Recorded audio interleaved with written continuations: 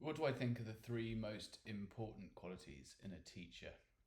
I'd value listening above all else.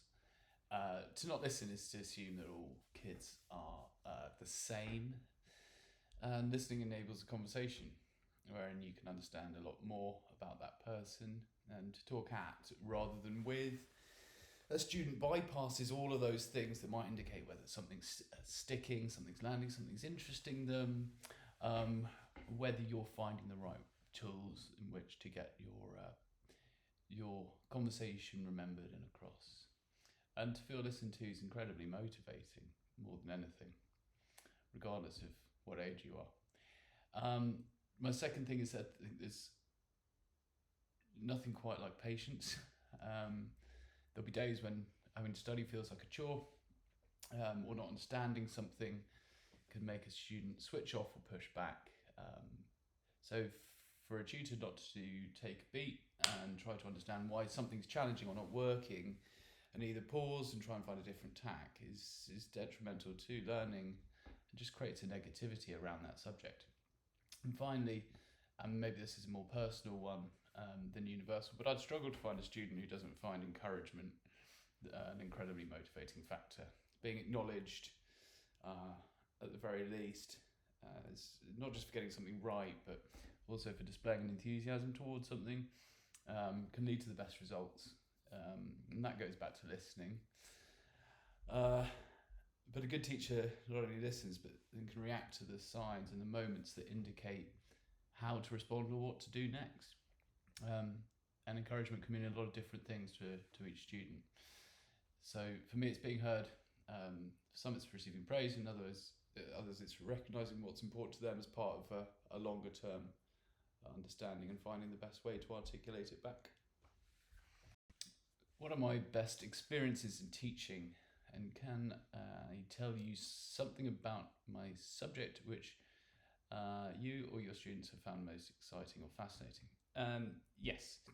When I was at Radley, I was in danger of being incredibly mediocre. I was okay at everything, not brilliant at anything. I studied really, really hard for my GCSEs and got good grades, but then as soon as they were done, I felt like, well, that's it, box ticked. Then forgot most of it. What next?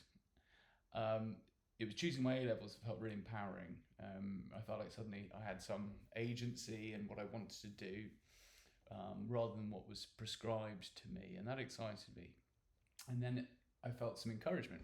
I received some encouragement from the school by way of putting me in the top set for English when I'd been perennially sort of middle sets for everything.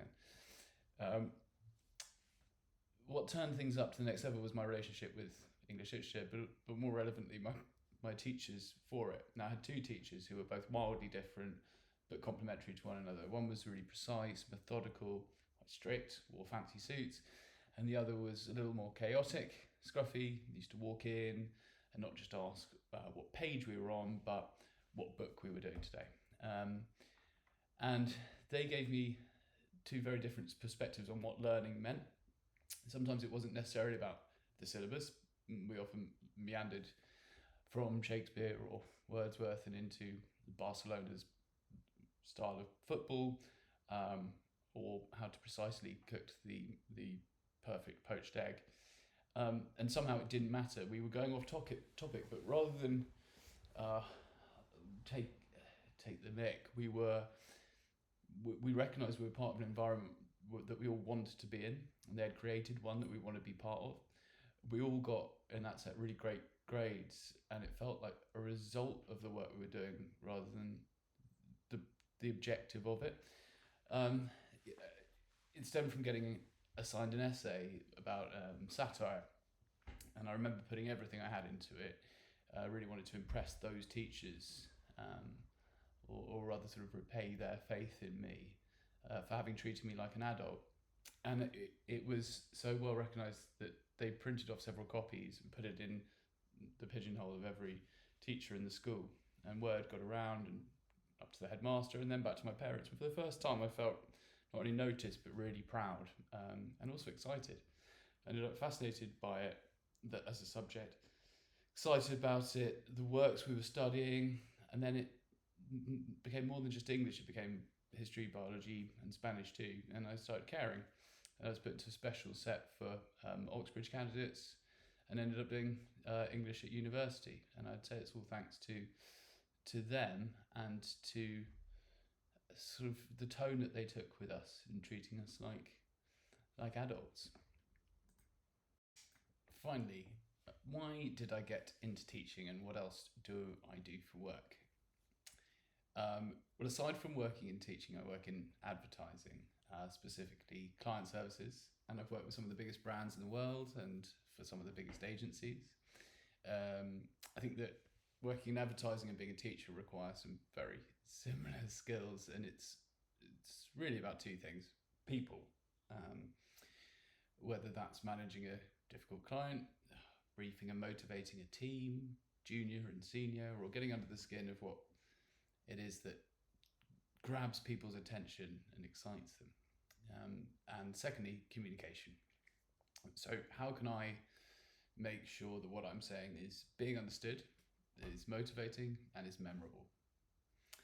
And so why did I get into teaching and tutoring? Well, firstly, there's a really natural corollary between being an advertising exec and being a teacher.